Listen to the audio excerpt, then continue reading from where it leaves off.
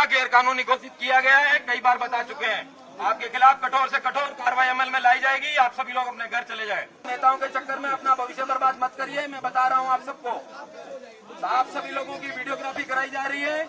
आपके खिलाफ कठोर से कठोर कार्रवाई की जाएगी।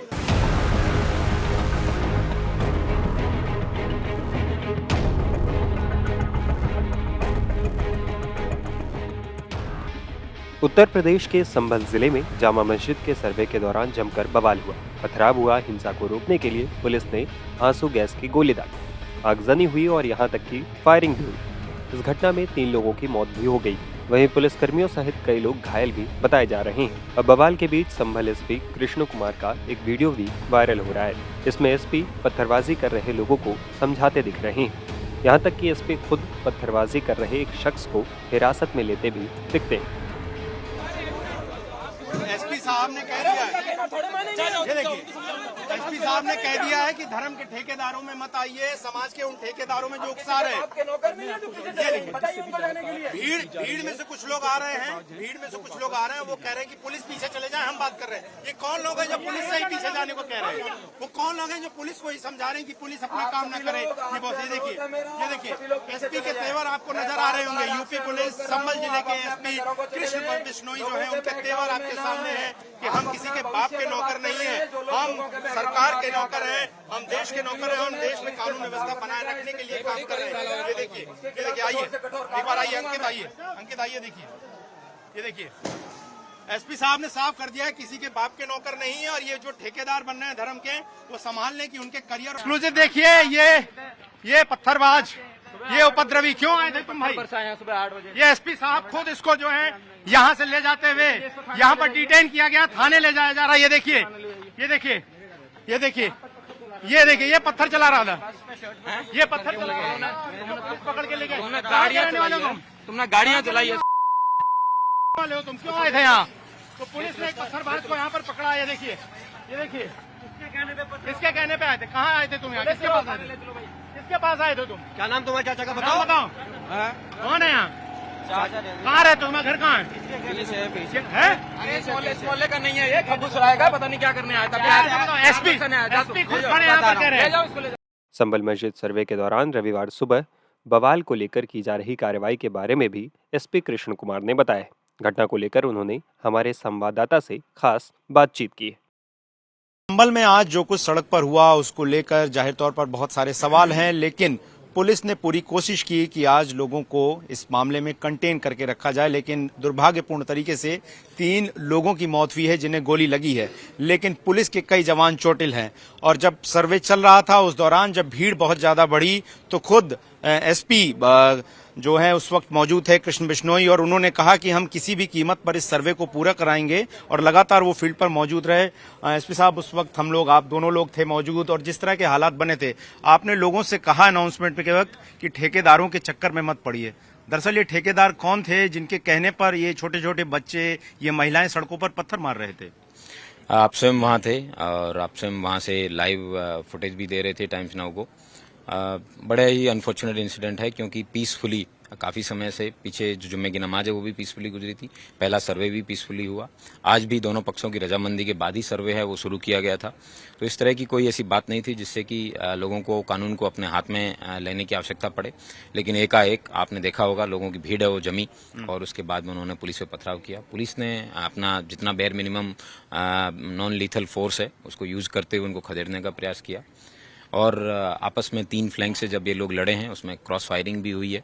और जब मामला सारा शांत हुआ उसके बाद में पुलिस में द्वारा वहाँ पे चेकिंग की गई है, तो कई सारे खोखे भी वहाँ पे बरामद हुए हैं, जिसमें जो 15 बोर के, 32 बोर के, इस तरीके के कई सारे कंट्री मेड वेपन्स के खोखे बरामद हुए हैं।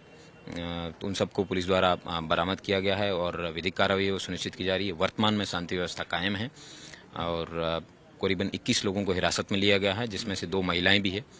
आज दोपहर में जब वहाँ से थाना संभल क्षेत्र से जब शांति व्यवस्था थी, थाना नकासा क्षेत्र में जब सूचना मिली पत्थरबाजी की, तब जब यहाँ पे मेरे और डीएम साहब द्वारा आए गए तो छत से महिलाओं द्वारा पत्थरबाजी की गई और एक कंट्री मेड वेपन से फायर भी हुआ, जिस फायर की वजह से मेरे पीआरओ के पाँव में गोली भी लगी है। वर्तमान में स्थिति सामान्य है। उन दोनों महिलाओं जिन्होंने पत्थरबाजी की उनको गिरफ्तार कर लिया गया है और जिस व्यक्ति ने कंट्री मेड वेपन फायर किया जिस घर से, उसकी भी तलाश की जा रही है। जल्दी उसको भी गिरफ्तार करके विधिक कार्रवाई सुनिश्चित की जाएगी। जो जिन 3 लोगों की लड़कों की मौत हुई है वो लोग कौन थे? क्या वो स्थानीय उसी इलाके कर थे और वो इस इलाके में क्या कर रहे थे, कहाँ से, कुछ उसके बारे में जानकारी मिली? उनके बारे में कौन थे वो? जिन 3 लोगों की डेथ की जो सूचना है वो मेडिकल और एम्बुलेंस वहां पे पहुंचने के बाद में मिली है। वो व्यक्ति थाना संभल, एक व्यक्ति का शायद पता है वो थाना संभल क्षेत्र का है, 2 का हयात नगर जो यहाँ से 10 किलोमीटर दूर है वहां का है। वो लोग व्यक्ति क्या कर रहे थे वहां पे, कैसे थे, क्यों आए थे, ये सब तो सीसीटीवी फुटेज और ड्रोन के जो फुटेज है उनके माध्यम से पता चल सकता है। लेकिन ये दुखद है कि 3 लोगों की डेथ हुई है। इन लोगों का जो मजमा है वो नाजायज है। आप जब खड़े थे तब भी मैंने पब्लिकली डिक्लेयर करके नाजायज घोषित किया गया था। इन लोगों के द्वारा जिस तरीके के वो खोखे और हुए हैं, इसमें संभवतया इनकी क्रॉस फायरिंग में इनकी डेथ हुई है। किन द्वारा की गई है, कौन व्यक्ति इन्वॉल्व थे, कैसे हुआ है, वो सब राज जो है वो सीसीटीवी के माध्यम से ही पता चलेगा। पुलिस द्वारा सारी डीवीआर है वो कलेक्ट की जा रही है और उन डीवीआर का जब विश्लेषण किया जाएगा तो उसके आधार पे इन लोगों के जिन लोगों ने इन लोगों के ऊपर फायर किया है उन लोगों की जानकारी मिल पाएगी। आखिर में एक सवाल, जब लगभग कंटेन कर लिया गया था भीड़ को, तो आप एक लड़के को लेकर आते हैं और आप कहते हैं कि जब आपने हमसे कहा कि इससे पूछिए ये कहाँ से, और लोकल लोग पहचान भी नहीं रहे थे वो लोग कहाँ थे, ये भीड़ आई कहाँ से? मतलब अचानक से इनका मजमा लगना क्यों शुरू हुआ, कहाँ से हुआ, इनको किसने मोटिवेट किया कि ये लोग यहाँ तक पहुंचे? जो लोग हिरासत में लिए गए हैं उन लोगों के जब व्हाट्सएप मोबाइल्स वगैरह चेक किए जाएंगे उसी से पता चलेगा कि whether there was a conspiracy और नॉट, और किसी प्रकार की कंस्पिरेसी थी या नहीं थी। और अभी उनके मोबाइल वगैरह सबका विश्लेषण किया जा रहा है। और जिन पुलिसकर्मियों के पांव में चोट वगैरह लगी है, और एक मेरे पुलिसकर्मी है थाना गुन्नौर के कांस्टेबल है, उसके हेड इंजरी भी हुई है और सीरियस हेड इंजरी है जिसमें उसकी फ्रंटल बोन का फ्रैक्चर है। वो काफी क्रिटिकल कंडीशन में है। उसका मेरठ मेडिकल कॉलेज में ट्रीटमेंट किया जा रहा है। इस परिस्थिति में मैं यही कहूँगा कि जितनी भी फुटेज है सबका हम विश्लेषण करेंगे और जो दूध का दूध है वो पानी का पानी हो जाएगा। लेकिन जिन जिन लोगों ने इस घटना में इन्वॉल्व थे और जिन जिन लोगों के द्वारा इसमें कानून को हाथ में लेने का प्रयास किया है उन, और अगर कोई किसी प्रकार की कंस्पिरेसी थी, अगर इसका भी पता चलता है, इन सब लोगों के खिलाफ एनएसए की कार्रवाई है वो जरूर अमल में लाई जाएगी। अंतिम में एक सवाल, इंटरनेट बंद करने के लिए संभवतः आदेश दे दिए गए 24 घंटे के लिए, क्या किसी तरह के रिस्ट्रिक्शंस, कर्फ्यू या इस तरीके की चीजें भी इलाके में अभी लगाई गई हैं? वर्तमान में स्थिति सामान्य है, किसी प्रकार के कर्फ्यू की कोई आवश्यकता प्रतीत नहीं होती है। लेकिन इंटरनेट बैन एहतियातन तौर पर किया गया है ताकि किसी प्रकार का कोई रूमर मॉन्गरिंग है वो ना हो। तो चलिए, ये एसपी कृष्ण बिश्नोई जिन्होंने स्पष्ट शब्दों में बता दिया कि जिन लोगों ने पत्थरबाजी की, अवैध तमंचों से फायरिंग की, पुलिस वालों पर हमले किए, उन सभी को गिरफ्तार करके उनकी जांच की जा रही है। लेकिन वो लोग जिन्होंने भीड़ को उकसाया और नाजायज भीड़ वहां पर जलसा जो है हुआ, भीड़ इकट्ठी करने की कोशिश हुई, उनको इन्होंने उस वक्त कहा था कि ठेकेदारों के चक्कर में अपना करियर मत खराब करिए, और उस वक्त टाइम्स नौ भारत आपको लाइव दिखा रहा था।